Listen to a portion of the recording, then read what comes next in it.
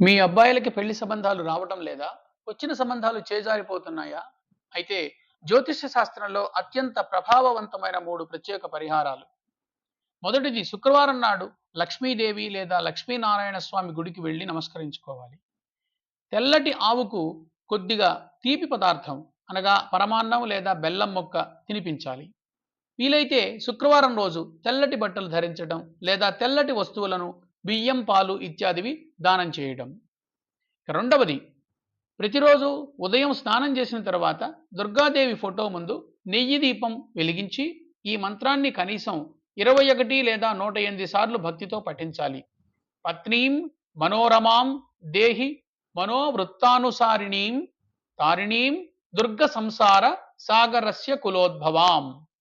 ఇక మూడవది, ప్రతి గురువారం నాడు పసుపు రంగు దుస్తులు ధరించాలి.